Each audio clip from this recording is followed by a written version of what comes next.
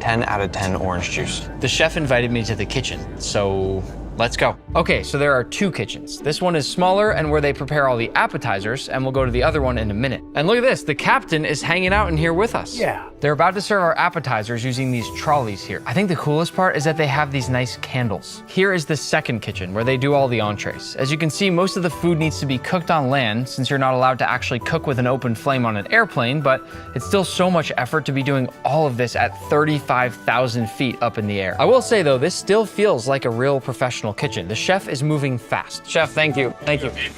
Looks like we're getting our first bite. Here we have some traditional Turkish cheese bread, an eggplant tart, and a meatball. And I even got some tea. Oh, I didn't put the tea bag in yet. Tea tastes a lot better when you actually remember to put in the tea bag. Cheese bread's delicious. The eggplant tartlet is actually my favorite so far. The meatball, a little bit too hard, but the seasoning is incredible. Oh, look, bread. Looks like I actually got two breads. One is a sesame bread. The other is apparently the world's oldest bread. I love the little sack that it comes in. It feels very, very heavy for a piece of bread. Little butter.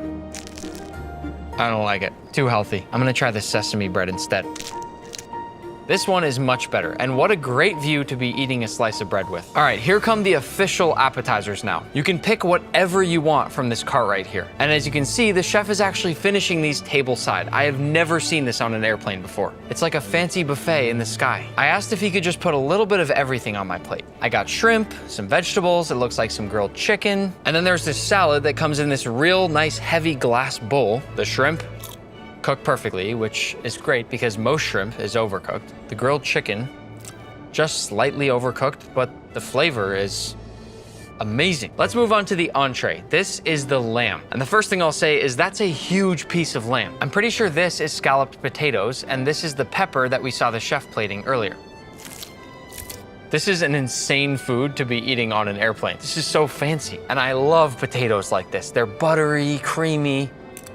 That might be the best thing I've had today. Perfect amount of cheese, not too light, not too heavy, and the potatoes are really thin. I'm pretty hungry and there's still 12 hours left on the flight, so I ordered the swordfish and this ravioli, because why not? The swordfish comes with some grilled vegetables and some mashed potatoes, and it looks like it's on a bed of tomatoes and eggplant, kind of like a ratatouille. That's a good looking bite. I'm not the biggest fan of swordfish, but this is good. As for the ravioli, this looks like it came from a fancy Italian restaurant. Look at that fresh basil. And the ravioli is beautifully shaped. Oh, here they come with the dessert trolley. Same thing as the appetizers, you can pick as many desserts as you want. I will have whatever you recommend. Eclair. No way he's pouring the chocolate on table side. Look at that eclair. Here it is, my final bite on my $5,000 flight. Oh. Look at all that cream. I shouldn't do this, but I'm gonna lick the plate clean. Update, just before landing, the chef dropped off this amazing cake, but I've got another flight to catch. Up next is our $10,000 first-class flight on Japan Airlines, which is known for serving Japanese food better than what you can get at most restaurants. But before we board their brand new A350 plane, I need to show you the pre-flight lounge, because it had a full sushi omakase counter that was completely free. The chef was probably one of the nicest and funniest chefs I've ever met, and he was making sushi fresh to order and told me I could order as many pieces as I wanted. I also got some Japanese beef curry, grabbed a towel from this automatic wet towel dispenser, and then ate all by myself in this really beautiful dining area before eventually getting on the plane. Here's the menu, and the first thing I notice is how many different chefs are a part of making this menu. These aren't just random chefs. Many of them have 3 Michelin stars. I was gonna let you look at the menu, but the food's already here, so let's just get started. The first dish is a bite of Japanese hairy crab, and if you don't know what that is, many people think it's the most flavorful and delicious crab in the world. I'm gonna stop talking and just eat. I don't know what this orange sauce is, but it's amazing. I can't think of a way they could have started this meal off any better. And by the way, if any of those clips were a little bumpy, the captain said we're passing through a few clouds, but that it should smooth out in just a minute. I just wanted to tell you that I'm trying my best. Here's our second course. We've got some yuzu miso chicken, some soy marinated salmon eggs, these fancy matsutake mushrooms, some Japanese beef tongue, delicious, and this crunchy root vegetable that's in truffle sauce. I'm gonna eat these in order. The yuzu miso sauce on this chicken is amazing. Moving on to one of my favorites, beautiful salmon eggs. These little things in the middle are called ginkgo nuts. I find them to be a little bitter, but they're famous in Japan.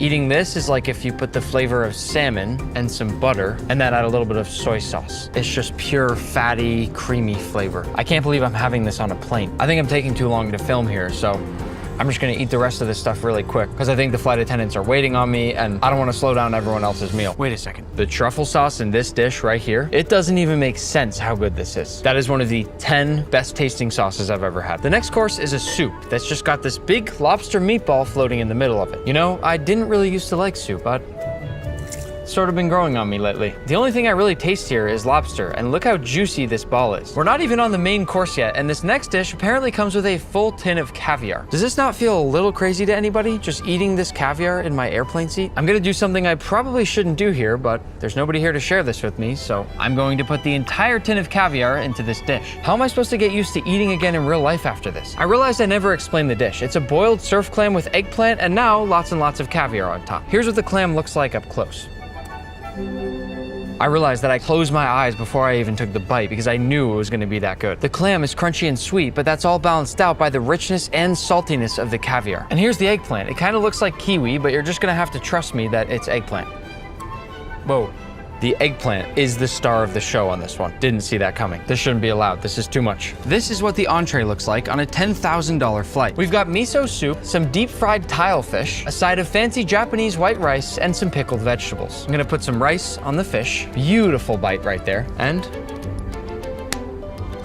they've done it again. The fish, cooked to perfection. Cooked to the level of any fine dining restaurant that I've ever been to. Can't stop eating. Before dessert, Japan Airlines is also famous for their ramen, so guess what we're gonna do? I did it. And I feel like I should eat this with a movie. I think I'm gonna go with Toy Story. Wait, what? Does that mean I can watch this with speakers that are in the seat? This is them. Look at that. To all of you watching with me right now, we have officially made it. This is the life. Ramen and a movie. What more could you want? There's even a perfect sunset out of my neighbor's window. First, let's try the broth. This is kind of like having that first piece of bread at a restaurant. It's a good sample of how good your meal's gonna be. Ooh, look at how fatty that broth is. It's packed with so much flavor. The noodles are amazing too. The only complaint I have is that I wish I had more broth. I wish every flight could be like this, but they can't. So let's move on to dessert. We've got shaved frozen grapes with salted cream cheese and puffed rice. I have a question. Who likes red grapes better and who likes green grapes better? How about this? Subscribe if you like red grapes and like the video if you like green grapes. Personally, I like red grapes better, so this is a dessert that I kind of wish I could eat every day. I'm gonna go to bed now to get some sleep before my next flight, but just promise me you're not gonna judge me for still sleeping with my baby blanket. True story, I've slept with it every single night since I was born, and my life goal is to go to bed with it every single night for the rest of my life. And that brings us to our final flight, which is technically priceless because I'm flying on a private jet with Mr. Beast, where we'll have a multi-course meal cooked by the former sous chef of the #1 restaurant in the world. Oh, hey. Hey, chef. I'm Chef Andrew Black. I've got a 6-course menu for you today. Every course has got chocolate in it. It's really delicious. What kind of chocolate? Feastables, of course. Okay, I was about to jump out the plane. I gotta